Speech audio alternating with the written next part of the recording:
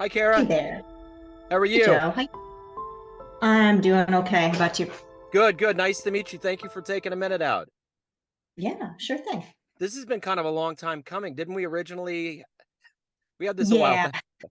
yeah. Some health issues were coming up on my side and just kept getting hit with another one. And Yeah, I think we're at a point now where we're into the warm months and we're past that. there you go. Right. I get it. Well, hey, before we begin here, I want to start off Mhm, with what we've all lived through with COVID. How did you mhm. survive the last 3 years and how has it changed the way that you do things now? So we're gonna just start the interview right now, or you just wanted to know in I general? I know I go in. I come from jazz radio, so we dive in. I always forget that people are like, well, I'll get to the end of interviews and they're like, did we just do it? And I'm like, Yeah, this happened. Okay, just trying to understand. Like, are we jumping in yeah, now? Or yeah, what's yeah. going on? No, no, no. If you're good, I figure we're getting right Yeah, into it if that's okay. yeah, sure thing. So tell Okay, me again, what cool. was? So the question was for the last 3 years, we've lived through COVID. It's done its own Mhm, thing for all of us. How did mhm. you get through it and how has it changed the way that you approach, business and life now? Uh, well, yeah, it's kind of crazy to think back to those times. It was one of my many noms, if you will. Okay, so I'm a single parent, and at the time of COVID, I was completely on my own with my daughter. Her dad was out of the country, so it was bad.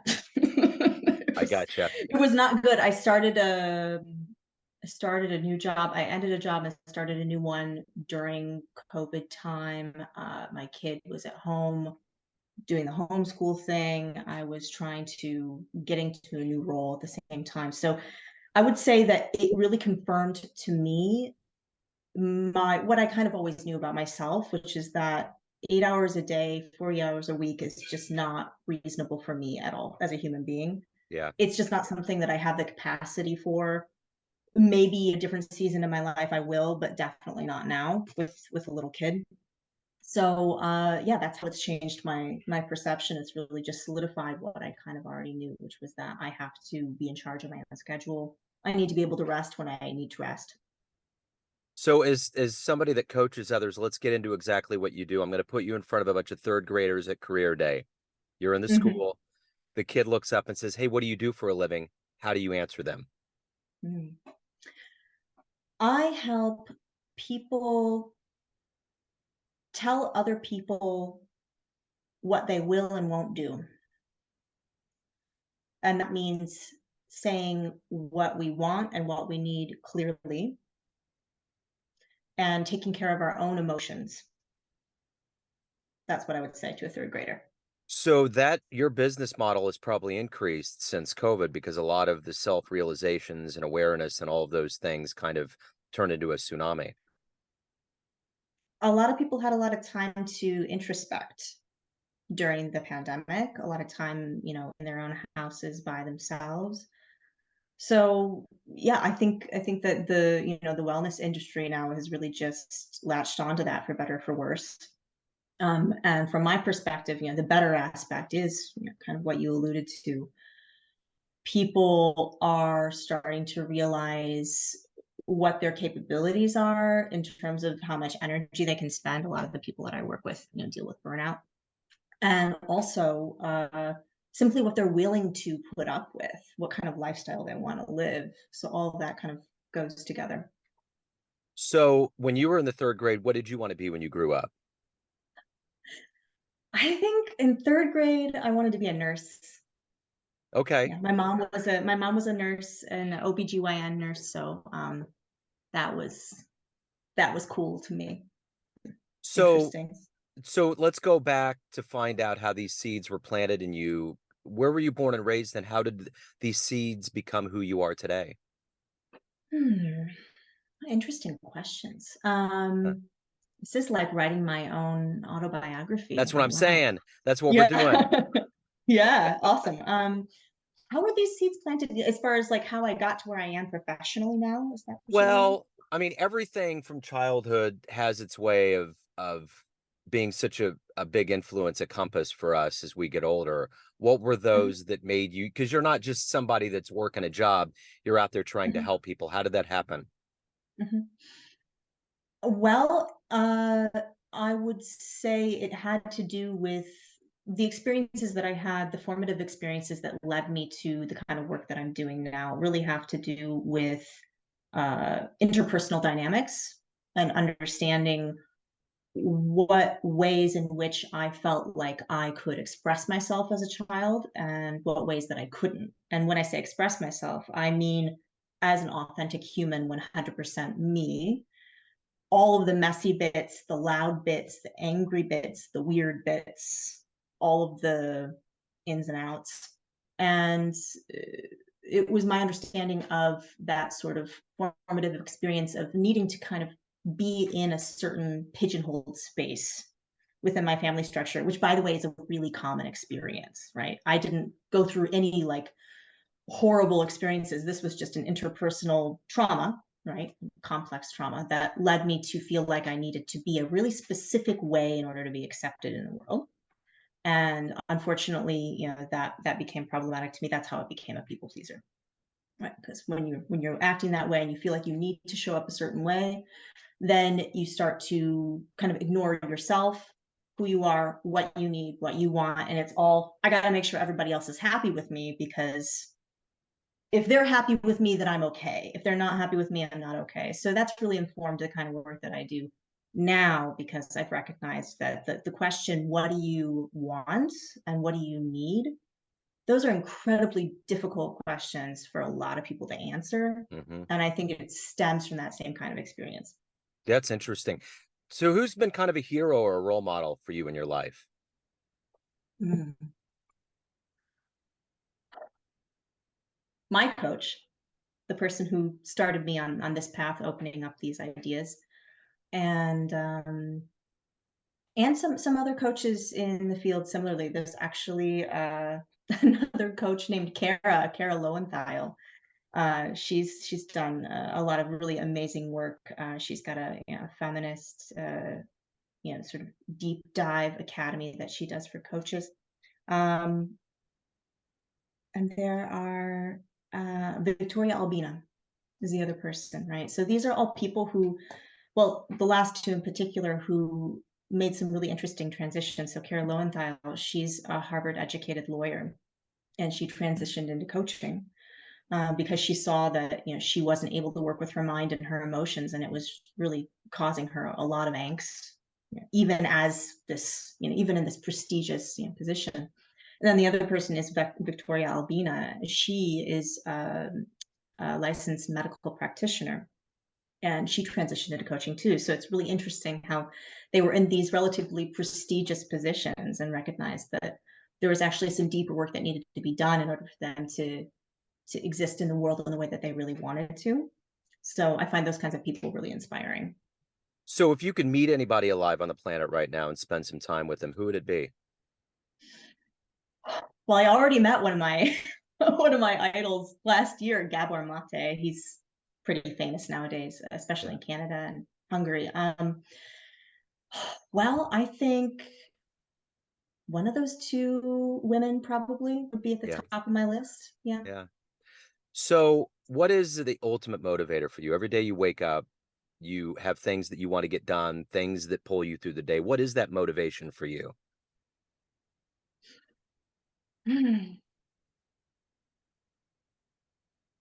To self actualize in a really authentic way, not in a way of striving and sort of grinding the way that we see or being perfectly productive or anything like that, but self actualize in a way of really truly embodying who I am moment to moment, not trying to cover it, not trying to show up the way that I feel like I should show up, really just allowing myself to be moment to moment.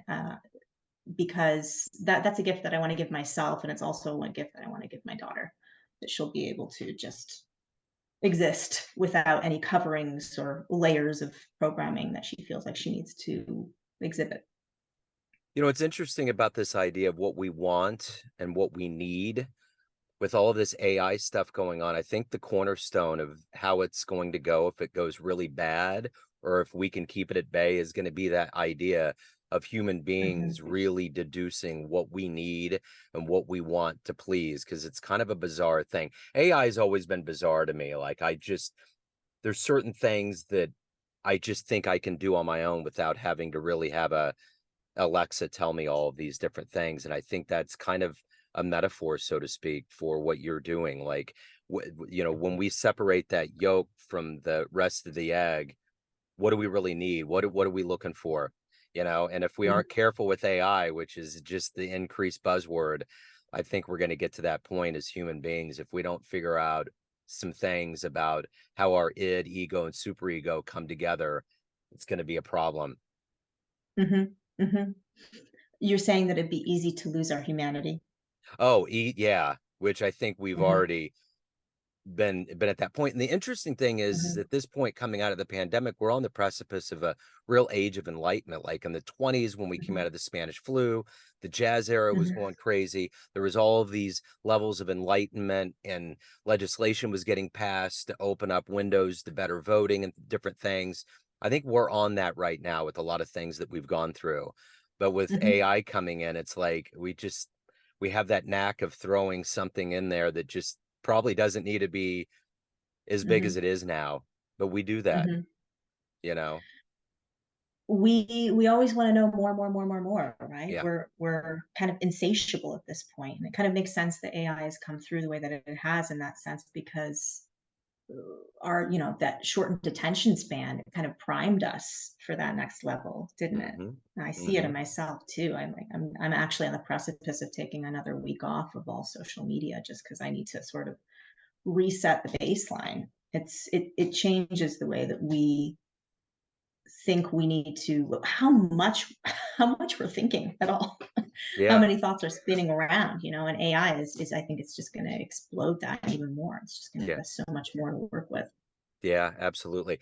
My Facebook account was hacked about a year ago, and it just went away. Hmm. And I had an Instagram account. My kids love to get in there. And I tell you what, I'm actually relieved.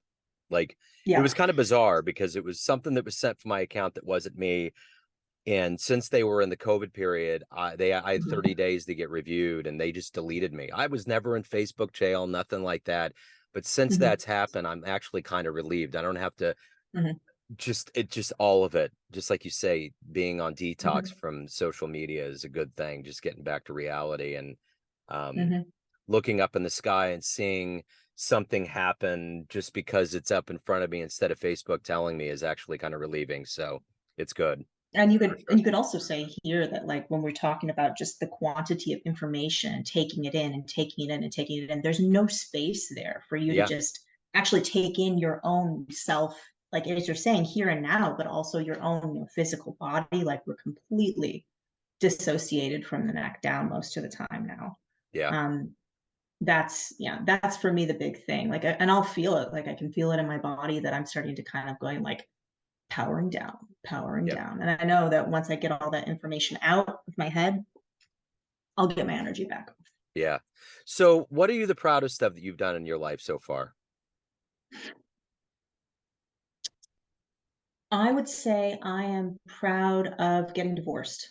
I'd say that's the biggest thing. I was in a abusive relationship, Yeah. and I got out of it in a way that I didn't think that I could. So definitely proud of that. So let me ask you this. If you had a dream tonight, you ran into the 20-year-old version of yourself, and you could give that version a piece of advice based on the wisdom you've gained up to this point in your life, what would you tell that young version of you? Mm, probably some version of what I've already said, Yeah. right? Um, you're allowed to exist as you are. It would be a good idea to take some time and figure out what that is, not to gloss over. And who you are is not the actions that you take, right? You don't have to do and be X, Y, and Z and check all these boxes and, be perfect. That you're allowed to just exist here and now as you are. And in fact, life will be easier if you It's do that. it's that Buddhist notion, to a Mhm. certain degree. Um, so what has been one of the best client success stories you've been a part of? Mm. Yeah. A lovely French woman who lives here in Prague, and started working with her when she was on sabbatical from her job because she totally crashed and burned. Right, she was working in a toxic environment, interpersonally, and also at the same time had a lot of the same kind of things that I described in myself. That sort of recipe for disaster in terms of people pleasing, codependency, all that stuff going on in her past, and it stripped her. She was totally down for the count when I met her, and we sort of worked together to integrate those experiences from her past, and then what was happening currently, and what she felt possible. And now she's back at work, and oh my God, you should hear her. It's just so fun to listen to her talk about how she thinks of herself and other people at work. And when she sees even the tiniest little baby pink flag, she shuts it down. She doesn't let anybody walk all over her. So yeah, I'm really happy about how far she came.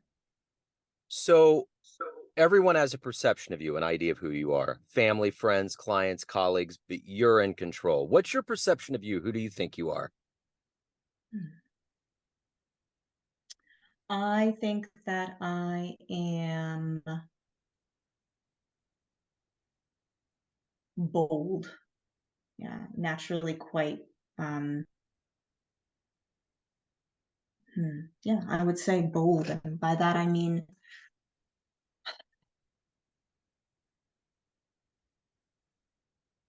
deep. I need to go deep. I'm not into small talk. I want to get to the root of things. I want to get to the core. And yeah, so I'm the kind of person who's earnest and present and there with you. So you're in Prague. Hmm. Yeah. Interesting. I usually start everything out by where you at, and we just Yeah. dove right in. So Hmm. what was the biggest cultural shift living in a place like Prague versus America? Oh, so many. It's been a Right. long time. Yeah, it's been a long time, but the biggest thing that an American notices when they come here is the sort of openness versus closedness of the way people show up in the world. There's this kind of gruff look or this sort of sour look. People don't smile very much, and it's not because they're unhappy. They just don't owe you anything. In a lot of ways, they have great, interpersonal emotional boundaries. They don't feel the need to constantly be on like Yeah. Americans do, which Yeah. you could argue is kind of refreshing, but I would say that was the biggest thing. I remember thinking, like, I feel like everybody's mad at me. So so I'm in Kansas City, so it'd be like if I never went to the East Coast, that's the way it would probably be. If you never went to the East Coast, what do you mean by that? Like that Just on the East just Coast there? just the coast roll different. Like every time people come to Mhm. Kansas City, they're like, "Oh my God, you guys are so nice. You talk, Yeah. you approach people. You're not, Mhm. giving me a weird look, or you're fast, or whatever." It's like there's just a different Mhm. way that the Midwest rolls versus the way that the Mhm. coasts do, especially up east. Yes. I have heard that, in particular about New York City, like New Yorkers being rude and gruff and in a Yeah, hurry and closed yeah. off. Sure. Hmm. Sure. So if anyone wants to hire you, learn more about you, anything pertaining to your world, where can they go on the web? They can go to myname.com, kararegas.com. I guess you can put it in the show notes, and then you can, see all about what I do. Got a couple of resources on there, and also I'm on Instagram. Okay. Post there pretty often. Mhm. Wonderful. Well, so what time are you now in Prague? It's almost 4 o'clock in the afternoon. Wow. I see. I love these conversations because I love the future. So I'm just I live right in the there. future. Not in the past. I'm an Mm. existentialist. So, it's good. Forward thinking. That's That's it what we're right doing there. here. We're right there. So Yeah. I always think too, it's like, can you get out that betting book from Back to the Future? I'm going to go ahead and make some money real quick. Just tell me what happened. Yeah. You just Get win right on that. once, all right? Just one time. be that Tom Hanks Oscar moment. So, but hey, man, it's been great to talk to you. Great to get a kind of an insight, and yeah, you dove right in. You were like a jazz improv set. So thank you. Thank you. It was Yeah, great chatting. take care. Yeah, you See ya. too.